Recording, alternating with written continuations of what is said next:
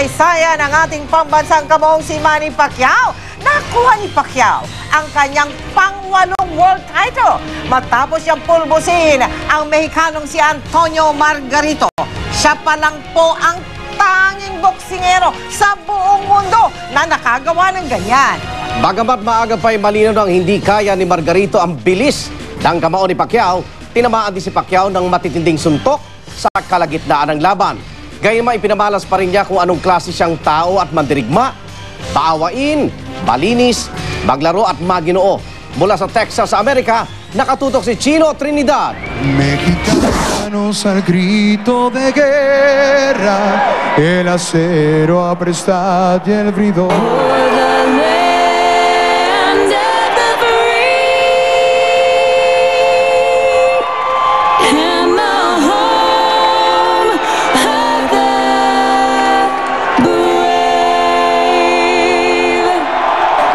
Ligaya na pag may mga api ang mamatay ng dahil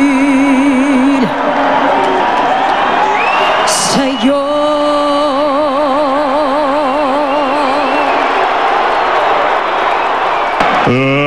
Let's get ready to rumble!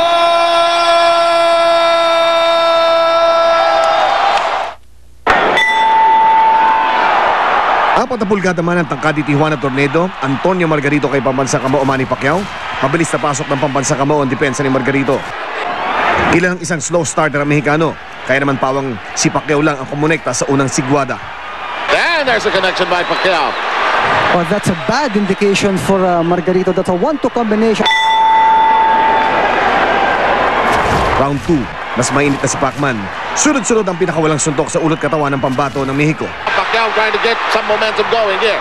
Look at that disparity in height from that. Pero kinabahan ng lahat, nagsaglit siyang tumayo sa may lubid. This is exactly what Freddie Roach does not want for Manny to be pinned on the ropes. Lamang pa rin sa opensa si Pacman, bagamat nakaka-counter punch ang Tijuana Tornado.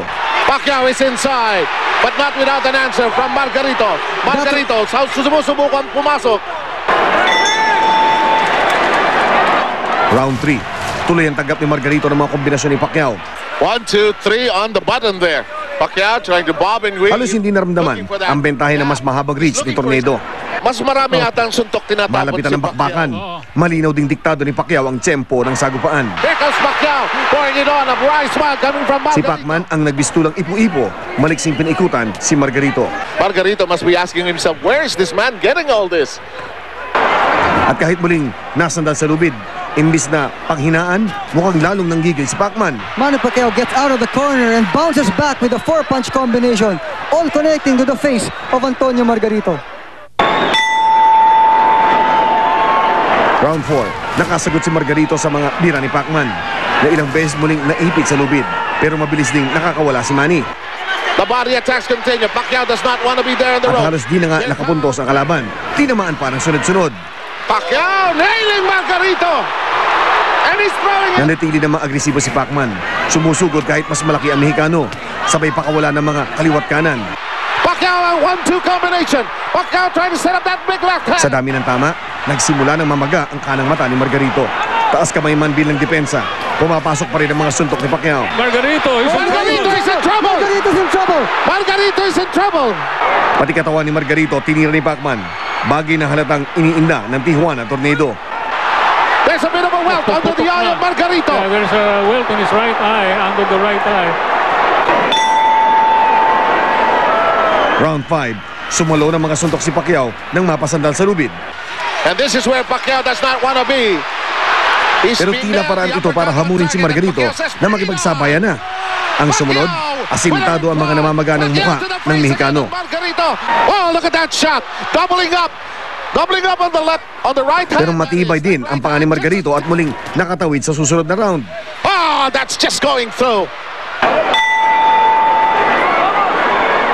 Round 6, tuloy ang pamamayagpag ni Pacman. Masusi ang pagbitiw niya ng mga suntok sabay galaw. Sa gitna ng ring, hindi siya malinaw na maasinta ni Margarito. What hit me? I didn't know. I didn't see it. Umunekta rin ang kanang kamao ng Fighter of the Decade. Pacquiao with a 5-punch combination. The last one not landing though. Pero muling subong si Pacquiao sa peligro ng maipit sa lubid. Margarito with a flurry of his own. Pacquiao trying to wiggle out of trouble. He gets out of there. Manny Pacquiao was tagged there. He says, come on, let's mix it up. Pacquiao now in a bit of trouble. Gayunman, hanggang sa mga huling sandali ng round, eksplosibo ang bakbakan. Huwag mong gawin yung uli, ha? Wag. Round 7, tila nakabawi ng lakas si Pacquiao. I like the way he's playing defense here, Popoy. Just coasting and hitting. Ayan. Itinuloy ang kanyang estilong hit and move. Mainit ang suklian ng mga suntok. Everything that Margarito has thrown, may sagot si Manny Pacquiao. Hindi lang isa. Pero muling ipinakita ni Pacman ang kanyang kamandag kontra sa Tijuana Tornado na halos hindi nakaganti. At makasuntok man, mabilis na nakakaiwas si Pacman. Kahit nga slow-mo, tila mabilis pa rin ang kilos ni Pacman. That left hand at work, the body, the head. The head is the target now as we hit the last 23 At dahil consistent ang seconds. pambansang kamao, lalong lumalim ang sugat ni Margarito. Round 8, patuloy ang paghahanap ng anggulo si Pacman. Tuloy din sa paghahanap ng pagkakataon si Margarito para masaktan ang pound-for-pound king at makadali ng knockout punch. Pacquiao in a bit of trouble. Gets nailed in the Pero nanaig ang resistensya at lakas ni Pacman. At kahit dihado na ang Mexicano boksingero, tila naghahamon na sige pa. Oh, 1-2 combination. Margarito says, come on, bring it on. Muntik ding mapako sa lubid si Pacman. Pacquiao getting rocked and pinned. He's being tagged seriously here. Round 9, halos sarado na ang mga mata ni Margarito. Malayo sa malinis pa ring muka ng pambansang kamao. Pero kahit pagod na, kumukonekta pa rin ang mga sundok si Pacman. Pacquiao with his combination and rocks Margarito. He's on. At sa bilis ng ikot ni Pacman, di makahanap ng sundok ang dating welterweight champion. Just the evasive tactics working. Round 10, bago magsimula ang round, tila na bahala na rin ang referee sa sugat ni Margarito. And he's worried now, as you mentioned, about that cut. Pero di sa sumusuko, si Pacman hindi naman nangimi sa pag-atake. He's continuing to rock Margarito. Is he O ready? bibigay pa rin sa pagsugod. Malinaw na iniinda ni Margarito ang kanyang mga bira. 13 punches connecting to the face of Margarito. A Halata slapping na attempt. ang paghihina ni Margarito. The doctors there, they're talking right now. They're looking at all the cuts. They're checking on the eye. Bad. Round 11, halos wala nang maibuga ang tiniguriang tornado mula sa Tijuana. Si Pacman ilang beses na nilingon ng referee na tila umaasang ipahihinto na nito ang laban. Is Manny looking again at Lawrence Cole? Duguan na si Margarito pero pinatutunayan niya ang kanyang tapang. Pacquiao again looking at Cole. There he goes.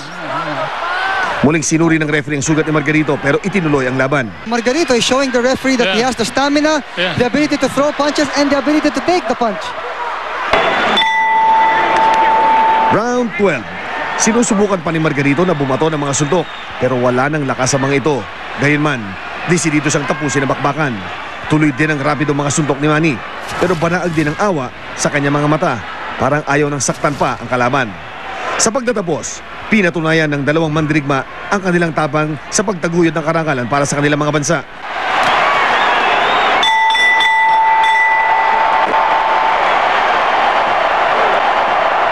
Muling nagsambit ng dasal ang pambansang kamao.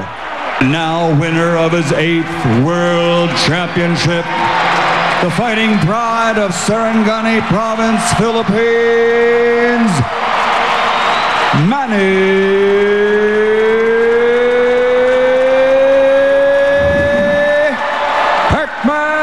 Pacquiao.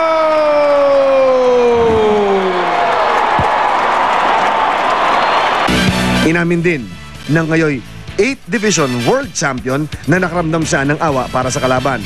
Looked at the ref and said to stop this fight. Were you in fact indicating that you wanted him to stop? He had enough punishment? I mean, I told the referee, take a look at the doctor and see if he can still fight him because he's really bad. His face and the eyes, the cut in the eyes. Boxing is not for for killing each other.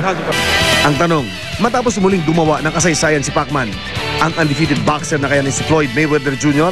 ang susunod? I'd be remiss to not ask Floyd Mayweather. A lot of people obviously want to see you facing him. Is he as important to you for you to face him? For me, if the fight happen, it's happened. If not, I'm okay because I really don't need him. I am satisfied with what I did in boxing and all the achievement that I have. I'm really satisfied and happy. I really thank God for everything that He gave it to me. Mula sa Arlington, Texas, Chino Trinidad Acututo, 24 Oras.